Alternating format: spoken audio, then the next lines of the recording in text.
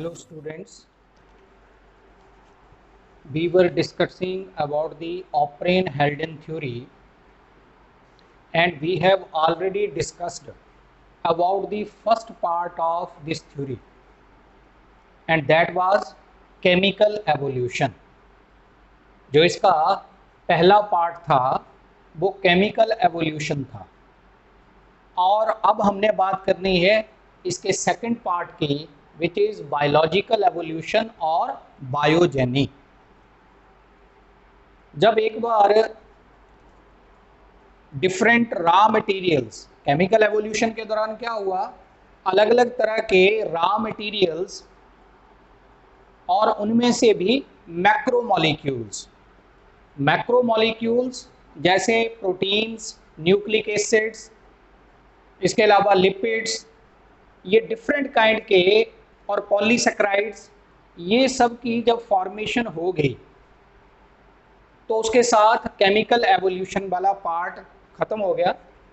अब इन मैक्रोमोलिक्यूल्स से आगे first cell like structure, then prokaryotes और सबसे लास्ट में यूकैरियोटिक ऑर्गेनिजम्स कैसे कैसे इवॉल्व हुए।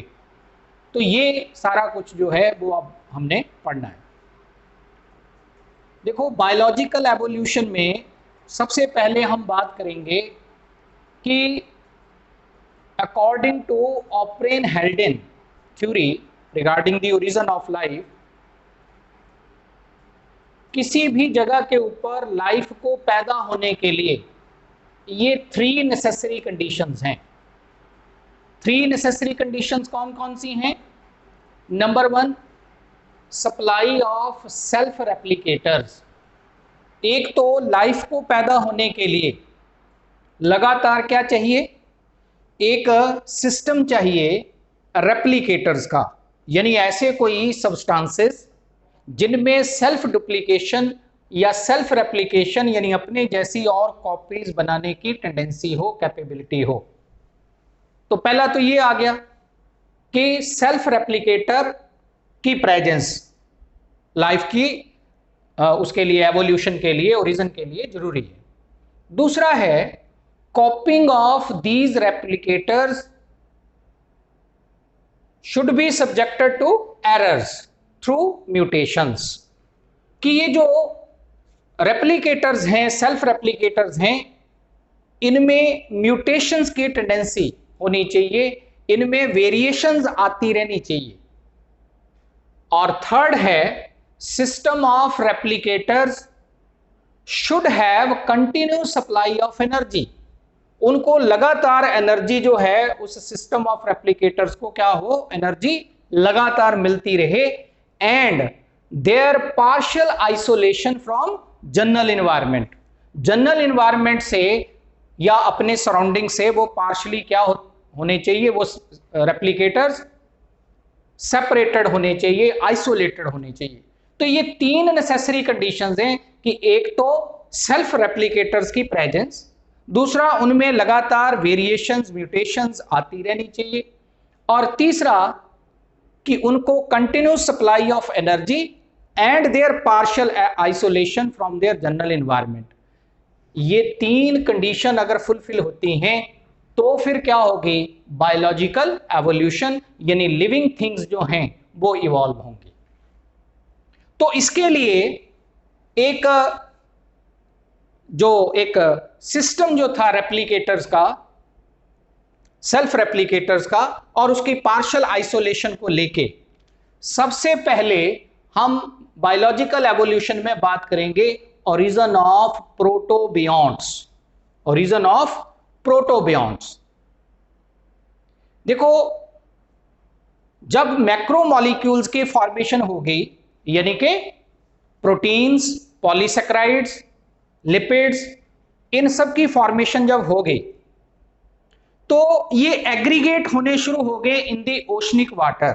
ओशंस के अंदर ये एग्रीगेट होने शुरू हो गए और इनकी एग्रीगेशन के कारण जो स्ट्रक्चर्स बने, उन स्ट्रक्चर्स को प्रोटोबियॉन्ट्स नाम दिया गया। Aggregations of macromolecules which are surrounded by one or two membranes or films, and they were capable of growth, division, reproduction etc. ऐसे जो एग्रीगेटेड स्ट्रक्चर्स थे किसके, मैक्रोमोलिक्यूल्स के, जो बने थे कहां, ओशनिक वाटर के अंदर, किसकी एग्रीगेशन से, मैक्रोमोलिक्यूल्स की एग्रीगेशन से, उनको हमने नाम क्या दिया, प्रोटोबियॉन्ट्स। और ये प्रोटोबियॉन्ट्स आगे 3 डिफरेंट काइंड्स के थे। ऑपरेन नाम के आदमी ने इनको क्वासरबेट्स कहा, सिडनी फॉक्स ने इनको माइक्रोस्फेयर्स कहा, और डीमर नाम के आदमी ने इन प्रोटोबियॉन्ट्स को, जो कि एग्रीगेशन ऑफ मैक्रोमोलिक्यूल से बने, उनको नाम दिया बेसिकल्स। तो coacervates, microspheres and vesicles, these are 3 different types of protobionts. यानी ये क्या थे, first living form like structures थे शुरुआत के, यानी बिगिनिंग में जो मैक्रोमोलिक्यूल्स की एग्रीगेशन से लिविंग सेल लाइक स्ट्रक्चर्स बने, उनको नाम क्या दिया गया, प्रोटोबियॉन्ट्स। और ये 3 डिफरेंट टाइप्स के थे अकॉर्डिंग टू डिफरेंट साइंटिस्ट्स। अब जो क्वासरबेट्स थे, ऑपरेन ने क्या कहा कि coacervates are aggregations of molecules, macromolecules surrounded by thin film of water. तो थिन फिल्म जब वाटर की बन गई तो उसने पार्शली इनको क्या कर दिया, आइसोलेट, यानी ये वाली कंडीशन। तो aggregation of macromolecules surrounded by thin film of water and they are capable of growth. ये इनमें ग्रो करने की टेंडेंसी थी, but they were not capable of division and reproduction. इनमें डिवीजन और रिप्रोडक्शन की पावर नहीं थी, लेकिन ग्रोथ की पावर थी। और ये एग्रीगेशन किसकी थी, मैक्रोमोलिक्यूल्स की, विच वर सराउंडेड बाय ये थिन फिल्म ऑफ वाटर। फिर उसके बाद आगे माइक्रोस्फेयर। सिडनी फॉक्स ने यह कहा कि फर्स्ट जो लिविंग सेल लाइक स्ट्रक्चर जो थे वो बने हैं माइक्रोस्फेयर नाम के स्ट्रक्चर से। और माइक्रोस्फेयर जो हैं दे आर फॉर्म्ड फ्रॉम प्रोटीनॉइड्स। प्रोटीनॉइड्स और प्रोटीनॉइड्स क्या होते हैं, सिडनी फॉक्स ने 180 डिग्री सेल्सियस टेम्परेचर के ऊपर, यानी लगभग 180 डिग्री सेल्सियस टेम्परेचर के ऊपर अमाइनो एसिड्स को हीट किया और उनसे ब्रांच्ड चेन पॉलीमर्स तैयार किए, जिनको नाम दिया प्रोटीनॉइड्स। यानी proteinoids are branched chain polymers of amino acids, जिनको कि इसने क्या किया था, फॉक्स ने 180 डिग्री सेल्सियस टेम्परेचर के ऊपर हीट करके तैयार किया था। और जब इनको बॉइलिंग वाटर में डाला गया, proteinoids were put into the boiling water and water was cooled down. जैसे ही पानी को ठंडा किया गया तो फिर इन स्ट्रक्चर्स की, यानी माइक्रोस्फेयर्स की फॉर्मेशन हुई। और ये माइक्रोस्फेयर जो थे ये डबल मेम्ब्रेन बाउंडेड स्ट्रक्चर्स थे। जैसे इनके इर्द गिर्द तो थिन फिल्म थी वाटर मॉलिक्यूल्स की एक ही, ये क्या थे, डबल मेम्ब्रेन बाउंडेड स्ट्रक्चर्स थे। And they were capable of reproduction by budding and fission. Budding and fission जैसे प्रोसेसेस की हेल्प से, या उनसे मिलते जुलते प्रोसेसेस की हेल्प से ये इनमें पावर ऑफ रिप्रोडक्शन भी थी माइक्रोस्फेयर्स में। तो फॉक्स ने कहा कि ये जो हैं माइक्रोस्फेयर जो हैं, ये इनसे आगे फर्स्ट सेल लाइक स्ट्रक्चर्स पैदा हुए हैं, जबकि ऑपरेन ने कहा कि क्वासरवेट नाम के स्ट्रक्चर से फॉर्मेशन हुई। ऐसे ही डीमर नाम के आदमी ने इनको नाम दिया वेसिकल्स, इन एग्रीगेशंस को, और उसने कहा कि वेसिकल्स से जो है वो first living form like structure जो हैं उनकी फॉर्मेशन हुई। नेक्स्ट है origin of protocells. Origin of protocells, और जिनको हम क्या बोलते हैं, which are also called as eobionts. ये क्या है, सबसे प्रिमिटिव या first living cell like structure, first living cell like structure.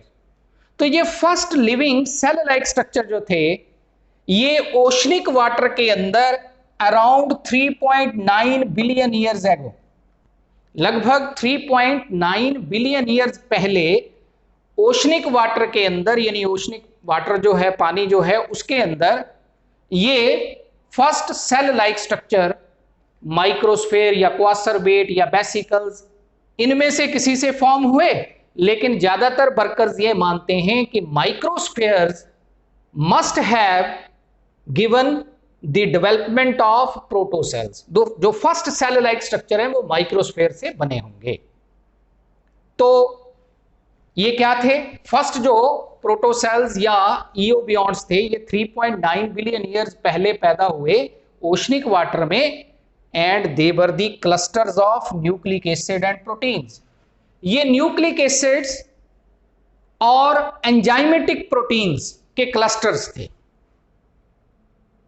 और ऐसा माना जाता है कि ये जो न्यूक्लिक एसिड इनके अंदर रहा होगा वो आरएनए रहा होगा, आरएनए, और प्रोटीन्स एंजाइमेटिक रही होंगी। अब आरएनए रहा होगा, डीएनए क्यों नहीं रहा होगा? तो उसके लिए हरगोविंद खुराना नाम के आदमी ने 77 न्यूक्लियोटाइड्स को लेकर आरएनए की फॉर्मेशन जो थी, आरएनए की सिंथेसिस जो थी वो आर्टिफिशियली करवाई थी इन दी लेबोरेटरी। न्यूक्लिक एसिड कौन सा? आरएनए। आरएनए की सिंथेसिस बाय टेकिंग 77 राइबोन्यूक्लियोटाइड्स। तो 77 नंबर ऑफ राइबोन्यूक्लियोटाइड्स लेके इसने आरएनए की सिंथेसिस करवाई थी इनसाइड द लेबोरेटरी। तो इसका मतलब ये सिंथेसाइज आर्टिफिशियली किया जा सकता है। दूसरी चीज, अल्टमैन नाम के आदमी ने और कुछ और साइंटिस्ट ने मिलके ये भी एक आरएनए की प्रॉपर्टी बताई कि RNA has enzymatic property. RNA in the form of ribozyme, ribozyme, RNA जो है वो राइबोजाइम की फॉर्मेशन, राइबोजाइम की फॉर्म में एंजाइम की तरह एक्ट करता है। तो न्यूक्लिक एसिड और एंजाइम दोनों की प्रॉपर्टीज हैं आरएनए में, इसलिए जो फर्स्ट सेल लाइक स्ट्रक्चर बने यानी प्रोटोसेल्स और इयोबियॉन्ट्स about 3.9 billion years ago in the oceanic water, they must have RNA instead of DNA. तो उनमें आरएनए रहा होगा। नेक्स्ट है origin of prokaryotes, origin of prokaryotes. फिर इन फर्स्ट, ये जो first living cell like structures बने होंगे, इन्हीं से आगे अबाउट 3.5 बिलियन ईयर्स एगो, लगभग 3.5 बिलियन ईयर्स पहले क्या हुआ? कुछ फिलामेंटस एनारोबिक स्ट्रक्चर्स पैदा हुए। दीज फिलामेंटस एनारोबिक स्ट्रक्चर्स, इनको हमने नाम क्या दिया? साइनोबैक्टीरिया और ब्लू ग्रीन एल्गे। कैसे? क्योंकि अर्थ जो थी उसकी कूलिंग हो रही थी, कंटिन्यूस जो है उसमें कूलिंग होती आ रही है, और कूलिंग के कारण क्या हुआ? अर्थ की जो सन की जो एनर्जी है, सोलर रेडिएशन से मिलने वाली जो एनर्जी है, उस एनर्जी ने एज सोर्स एक्ट किया म्यूटेशंस का। तो कंटिन्यूसली म्यूटेशंस के कारण ये जो first living cell like structures थे यानी कि प्रोटोसेल्स या इयोबियॉन्ट्स, इनमें म्यूटेशंस होती रही कंटिन्यूसली, और अबाउट 3.5 मिलियन ईयर्स पहले प्रोकैरियोट्स जो थे they originated in the oceanic water. तो ओशनिक वाटर में लगभग 3.5 बिलियन ईयर्स पहले प्रोकैरियोट्स नाम के जो प्रिमिटिव ऑर्गेनिजम्स हैं, प्रिमिटिव सेल्स हैं, उनकी फॉर्मेशन हुई। और ये क्या थे? Filamentous blue green algae. या फिलामेंटस साइनोबैक्टीरिया। और ये कैसे थे? ये एनएरोबिक थे क्योंकि उस समय एटमॉस्फेयर कैसा था?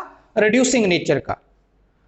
तो एनएरोबिक थे एंड कीमो हेटेरोट्रॉफ्स थे, यानी कि इनमें हेटेरोट्रॉफिक मोड ऑफ न्यूट्रिशन था। जो अवेलेबल ऑर्गेनिक कंपाउंड्स थे इनसाइड द ओशनिक वाटर, उन्हीं से ये अपना फूड ऑब्टेन करते थे। नेक्स्ट है इसके बाद evolution of modes of nutrition. अब जैसे मैंने पहले बोला कि बिगिनिंग में जो ऑर्गेनिज्म पैदा हुए वो प्रोकैरियोट्स थे ओशनिक वाटर में, और ये कैसे थे? ये कीमो हेटेरोट्रॉफ्स थे, यानी कि वो हेटेरोट्रॉफिक मोड ऑफ न्यूट्रिशन उनमें था। लेकिन जैसे जैसे ये हेटेरोट्रॉफ्स का नंबर कंटिन्यूस रिप्रोडक्शन के कारण बढ़ा तो उनमें कंपटीशन बढ़ा फिर आपस में फॉर वेरियस रिसोर्सेज, अलग अलग किस्म के रिसोर्सेज के लिए, फूड के लिए, शेल्टर के लिए, उनमें आपस में कंपटीशन बढ़ा। तो जब कंपटीशन बढ़ा तो some of them shifted their mode of nutrition from heterotrophic to autotrophic mode. तो कुछ एक ऐसे थे जिनमें मतलब चेंज ऑफ न्यूट्रिशन हुआ हेटेरोट्रॉफ से ऑटोट्रॉफिक मोड ऑफ न्यूट्रिशन में। और बिगिनिंग में जो अवेलेबल जैसे जैसे मतलब ये ऑर्गेनिक कंपाउंड्स जो थे वो एग्जॉस्ट होने शुरू हो गए इनसाइड दी ओशनिक वाटर, जो अवेलेबल ऑर्गेनिक मटेरियल्स जो थे वो खत्म होने शुरू हो गए, तो फिर ऑटोट्रॉफिक मोड ऑफ न्यूट्रिशन की तरफ शिफ्टिंग हुई। तो बिगिनिंग में पहले कीमो ऑटोट्रॉफ्स डेवलप हुए। कीमो ऑटोट्रॉफ्स वो ऑर्गेनिजम्स थे जिन्होंने कीमोसिंथेसिस का प्रोसेस परफॉर्म किया, जिन्होंने ऑर्गेनिक मॉलिक्यूल्स की, मटेरियल्स की सिंथेसिस करवाई by utilizing the energy released from inorganic compounds available in the oceanic water. Oceanic water के अंदर जो इनऑर्गेनिक कंपाउंड्स थे उनकी ब्रेकडाउन से एनर्जी रिलीज जो हुई, उस एनर्जी का यूज करके इन्होंने ऑर्गेनिक कंपाउंड्स की सिंथेसिस करवाई। तो केमिकल रिएक्शन से निकली हुई एनर्जी का यूटिलाइजेशन करके अगर कोई ऑर्गेनिज्म फूड मैन्युफैक्चर करता है तो ये क्या कहलाएगा? कीमो ऑटोट्रॉफिज्म या कीमोसिंथेसिस। और ये कौन कौन से ऑर्गेनिज्म रहे होंगे? तो sulphur bacteria, iron bacteria, nitrifying bacteria different kind के, ये इस कैटेगरी में आते हैं। ये सारे कीमो ऑटोट्रॉप्स हैं। लेकिन कीमो ऑटोट्रॉप्स जब ये फॉर्म हुए ओशनिक वाटर में, तब भी एटमॉस्फेयर कैसा था? रिड्यूसिंग नेचर का, कोई ऑक्सीजन नहीं थी। तो ये भी कैसे थे? एनएरोबिक मोड ऑफ न्यूट्रिशन वाले। फिर उसके बाद इनमें से कुछ एक ऐसे थे जिन्होंने सोलर रेडिएशन, सोलर एनर्जी का इस्तेमाल करना शुरू कर दिया एज सोर्स ऑफ एनर्जी। यानी कुछ एक ने अपने अंदर बैक्टीरियो क्लोरोफिल डेवलप कर ली, कुछ कीमो ऑटोट्रॉप्स ने अपने अंदर बैक्टीरियल क्लोरोफिल या बैक्टीरियो क्लोरोफिल डेवलप कर ली, and due to the development of bacterio chlorophyll now they become capable to utilize the solar energy for manufacturing food material। यानी food material manufacture करने के लिए अब वो सोलर एनर्जी का इस्तेमाल करना शुरू कर दिया कुछ ने, instead of energy released from inorganic compounds. तो इनको हमने नाम क्या दे दिया अब? क्योंकि ये सन की एनर्जी को इस्तेमाल करना शुरू कर दिया फूड बनाने के लिए, इसलिए ये बन गए फोटो ऑटोट्रॉप्स।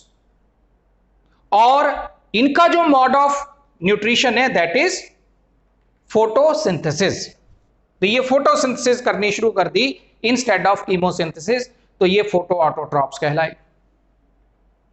लेकिन बिगिनिंग में जो फोटो ऑटोट्रॉप्स थे उन्होंने सोर्स ऑफ हाइड्रोजन के तौर पर H2S का इस्तेमाल किया, H2S का यूज किया एज सोर्स ऑफ हाइड्रोजन, जिसके कारण सल्फर रिलीज हुई इंस्टेड ऑफ ऑक्सीजन। तो ये भी कैसे थे? ये जो फोटो ऑटोट्रॉप्स थे, लेकिन कौन से? जो बिगिनिंग में पैदा हुए, जिन्होंने H2S का इस्तेमाल किया एज सोर्स ऑफ हाइड्रोजन, ये भी एनारोबिक थे। और अभी तक जो एटमॉस्फेयर था अर्थ का, वो कैसा था? रिड्यूसिंग नेचर का। लेकिन कुछ bacteria, particularly blue green algae, blue green algae जो हैं, सर्टेन ब्लू ग्रीन एल्गे जो हैं, उन्होंने क्या किया? दे स्टार्टेड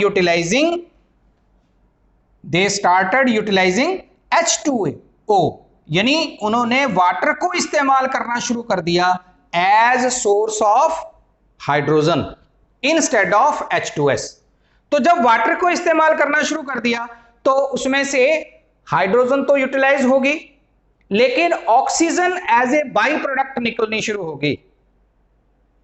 तो ऐसा मोड ऑफ न्यूट्रिशन जिसमें ऑर्गेनिज्म अपना फूड मैन्युफैक्चर कर रहे हैं in the presence of solar energy, वो फोटोसिंथेसिस है।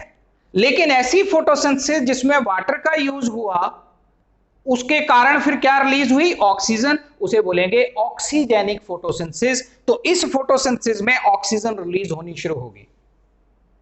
और जो एटमॉस्फेयर पहले रिड्यूसिंग नेचर का था, अब वो कैसा बन गया? वो बन गया ऑक्सीडाइजिंग नेचर का। और ऑक्सीजन जो है जब एटमॉस्फेयर में रिलीज होनी शुरू होगी, तो अबाउट 2 बिलियन ईयर्स एगो, लगभग 2 बिलियन साल पहले, ये oxygen molecules and oxygen atoms आपस में कंबाइन करने शुरू हो गए, और उसके कारण एक ओजोन ब्लैंकेट, ओजोन लेयर जो है, उसकी फॉर्मेशन होनी शुरू हो गई इन दी स्ट्रेटोस्फेयर रीजन ऑफ एटमॉस्फेयर। और ये जो ओजोन लेयर है, उसके बनने के कारण हम सब जानते हैं कि सोलर रेडिएशन से जो हार्मफुल यूवी रेज रिलीज होती हैं, उन यूवी रेज को इस ओजोन लेयर ने एब्जॉर्ब करना शुरू कर दिया, जिसके लिए अब लोअर एटमॉस्फेयर में अर्थ के ऊपर इन्वायरमेंटल कंडीशन जो हैं वो कंड्यूसिव हो गई for the development of eukaryotic cells.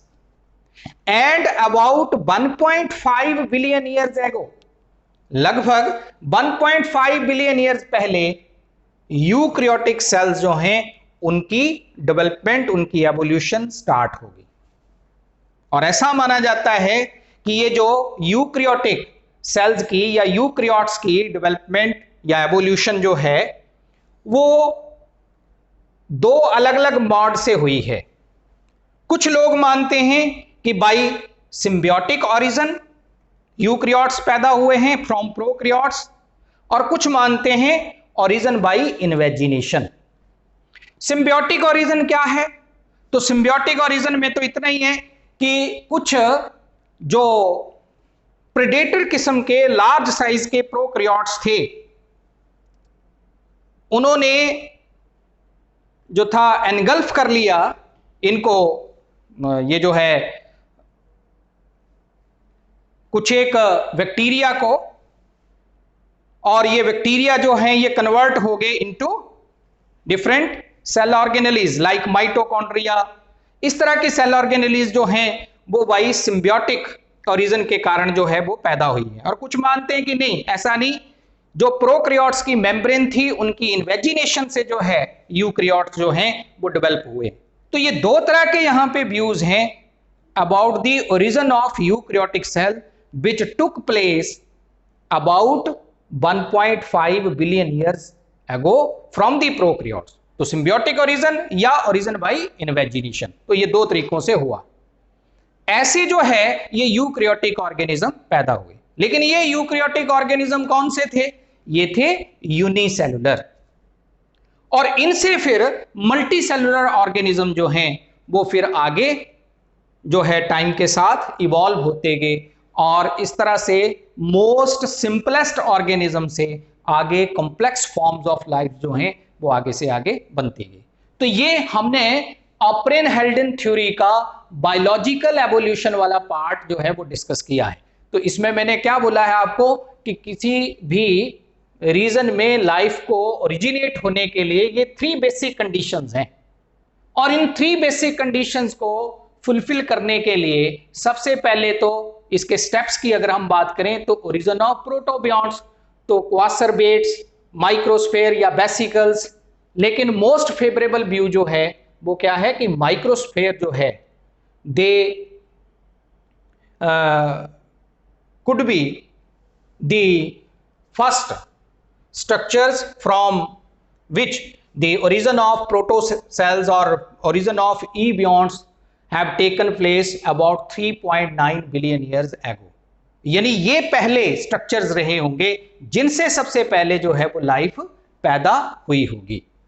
और फिर origin of prokaryotes about 3.5 billion years पहले पैदा हुआ, और फिर उसके बाद evolution of modes of nutrition, कि प्रोकैरियोट्स में भी मोड ऑफ न्यूट्रिशन में कैसे कैसे चेंज आती गई, और रिड्यूसिंग एटमॉस्फेयर से कैसे ऑक्सीडाइजिंग एटमॉस्फेयर बना, और फिर हालात किसके लिए बेहतर बने, for the evolution of eukaryotic cells.